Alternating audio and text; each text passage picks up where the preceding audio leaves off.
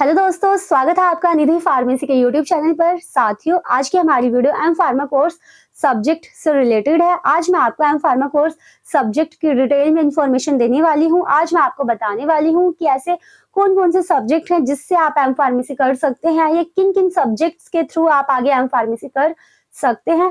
आज की हमारी वीडियो उन सभी स्टूडेंट्स के लिए बहुत ही ज्यादा इंफॉर्मेटिव होने वाली है जो आफ्टर बी फार्म आगे एम फार्मेसी करने के बारे में सोच रहे हैं या इन फ्यूचर एम फार्मेसी करने की प्लानिंग कर रहे हैं। सो गाइज, अगर आपके मन में एम फार्मेसी सब्जेक्ट से रिलेटेड कोई भी डाउट है तो वो आपका आज की इस वीडियो के थ्रू क्लियर होने वाला है। सो गाइज, वीडियो स्टार्ट करने से पहले मैं आपसे एक रिक्वेस्ट करना चाहूंगी कि अगर आप मेरे इस चैनल पर न्यू है तो प्लीज मेरे चैनल को सब्सक्राइब कर लीजिएगा, बेल आइकन को प्रेस कर दीजिएगा ताकि आपको ऐसे ही और इन्फॉर्मेटिव वीडियो आगे देखने को मिलती रहे।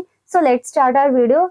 सबसे पहले मैं आपसे एक बात करना चाहूंगी कि ऐसे बहुत सारे हमारे एस्पायरिंग कैंडिडेट्स हैं, बहुत सारे स्टूडेंट हैं जो आगे एम फार्मेसी तो करना चाहते हैं, बट वो ये डिसाइड नहीं कर पाते या वो इस कंफ्यूजन में या इस डिलेमा में रहते हैं कि वो कौन सा एक पर्टिकुलर सब्जेक्ट चूज करें कि जिसमें ज्यादा अच्छा ग्रोथ है, जिसका ज्यादा अच्छा करियर है या जिसका ज्यादा स्कोप है। So guys, let me clear you one thing कि ऐसा कुछ भी नहीं है।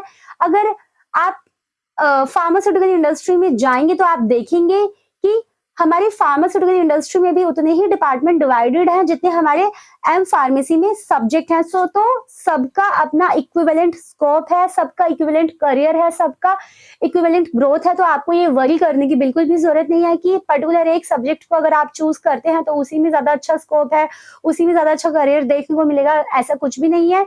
ये डिपेंड करता है कि आपका एरिया ऑफ इंटरेस्ट किस सब्जेक्ट में है। अगर आपका एरिया ऑफ इंटरेस्ट स्यूटिक्स में है तो आप स्यूटिक्स से एम फार्मेसी करिएगा। आपका क्लिनिकल फार्मेसी में है इंटरेस्ट तो आप क्लिनिकल फार्मेसी से एम फार्मेसी करिएगा। अगर आपका फार्मास्यूटिकल एनालिसिस में है इंटरेस्ट तो आप एम फार्मेसी फार्मास्यूटिकल एनालिसिस से ही करिएगा, क्योंकि अगर आप अपने डिजायर्ड सब्जेक्ट से एम फार्मेसी नहीं करेंगे तो आपको ग्रोथ के चांसेस कम देखने को मिलेंगे, आप खुद भी सेटिस्फाइड नहीं होंगे और आपको सेटिस्फाइड जॉब भी नहीं मिलेगी। सो ये बहुत ही ज्यादा इंपॉर्टेंट है कि आपका जो डिजायर्ड सब्जेक्ट है या जिसमें आपका एरिया ऑफ इंटरेस्ट है आप उसी से एम फार्मेसी करिएगा। सो गाइज, मैं आपको एक एग्जाम्पल के थ्रू ये क्लियर करना चाहूंगी कि जैसे हमारी एमबीबीएस स्टूडेंट आगे एमडी करते हैं, जैसे अगर एक हमारा एमबीबीएस का स्टूडेंट है वो अगर ईएनटी में एमडी करता है तो वो ईएनटी का डॉक्टर बनता है। अगर एक हमारा एमबीबीएस का स्टूडेंट ऑर्थो में एमडी करता है तो वो हड्डियों का डॉक्टर बनता है। अगर एमबीबीएस का स्टूडेंट हार्ट में एमडी करता है तो वो हार्ट का डॉक्टर बनता है।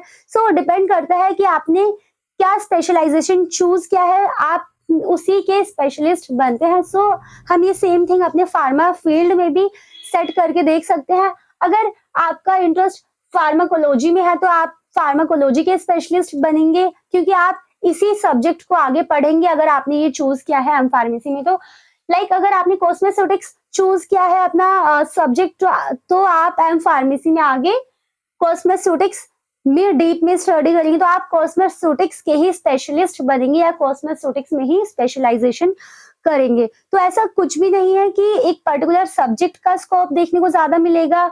सो आप इस बात की बिल्कुल भी वरी मत करिएगा, इस बात की चिंता बिल्कुल भी मत करिएगा कि एक पर्टिकुलर सब्जेक्ट का ही आपको ज्यादा करियर ग्रोथ या स्कोप देखने को मिलेगा। सबका इक्विवेलेंट स्कोप है, इक्विवेलेंट ग्रोथ है, बट डिपेंड करता है कि आपका एरिया ऑफ इंटरेस्ट किस सब्जेक्ट में ज्यादा है।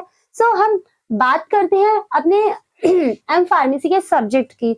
तो जो हमारा एम फार्मेसी का सब्जेक्ट है first, that is pharmaceutical chemistry. आप फार्मास्यूटिकल केमिस्ट्री से भी एम फार्मेसी कर सकते हैं। अगर आप फार्मास्यूटिकल केमिस्ट्री से एम फार्मेसी करते हैं तो आप सिंथेसाइज में, ड्रग की फॉर्मुलेशन में आप जा सकते हैं और ये हमारा कोर सब्जेक्ट भी है। आप इससे अगर एम फार्मेसी करते हैं तो आप एकेडमिक्स में भी जा सकते हैं, आप अपने सब्जेक्ट के रिलेटेड टच में रहेंगे।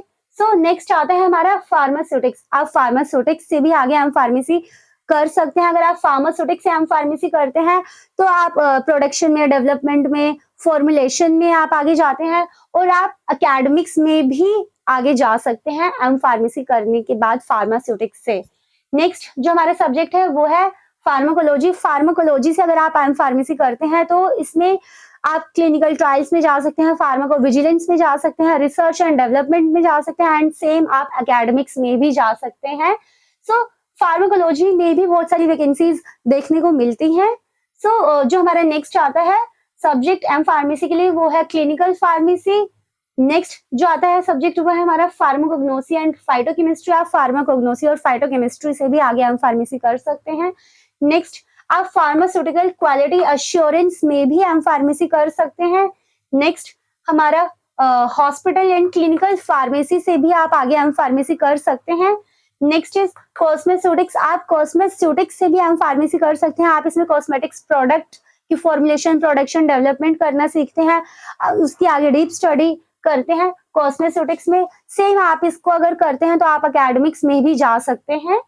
नेक्स्ट जो हमारा सब्जेक्ट है that is drug regulatory affairs. आप ड्रग रेगुलेटरी अफेयर्स से अगर एम फार्म करते हैं तो आपको व्हाइट कॉलर जॉब मिलती है, आपको डेस्क जॉब करनी है तो आप ड्रग रेगुलेटरी अफेयर्स से भी एम फार्म कर सकते हैं। नेक्स्ट हमारा सब्जेक्ट है फार्मास्यूटिकल एनालिसिस। अगर आप फार्मास्यूटिकल एनालिसिस से एम फार्मेसी करते हैं तो इसमें भी वैकेंसीज काफी होती हैं, आपको एनालिटिकल लैब में वर्क करने का मौका मिलेगा। सो आप फार्मास्यूटिकल एनालिसिस से भी एम फार्मेसी कर सकते हैं। नेक्स्ट हमारा जो सब्जेक्ट है दैट इज इंडस्ट्रियल फार्मेसी। आप इंडस्ट्रियल फार्मेसी में भी एम फार्मेसी कर सकते हैं। Next pharmaceutical biotechnology. आप फार्मास्यूटिकल बायोटेक्नोलॉजी से भी एम फार्मेसी कर सकते हैं। सो गाइज ये डिपेंड करता है कि आपका एरिया ऑफ इंटरेस्ट क्या है या आप किस सब्जेक्ट से एम फार्मेसी करना चाहते हैं। तो ये सारे सब्जेक्ट्स थे हमारे एम फार्मेसी के जिनमें आप एम फार्मेसी कर सकते हैं, जो कि मैं आपको एक बार दोबारा बता दूं। हमारा जो फर्स्ट है फार्मास्यूटिकल केमिस्ट्री है, next is pharmaceutics, pharmacology, clinical pharmacy, pharmacognosy and phytochemistry, pharmaceutical quality assurance, hospital and clinical pharmacy, cosmeceutics, drug regulatory affairs, pharmaceutical analysis, industrial pharmacy, pharmaceutical biotechnology. So guys ये थे हमारे M pharmacy के subjects जिनका career growth और scope काफी देखने को मिलता है। सो ये था हमारी आज की इस वीडियो में। अगर आपको मेरी वीडियो पसंद आई हो तो प्लीज मेरी इस वीडियो को लाइक, कमेंट, शेयर करना ना भूलें। Thank you.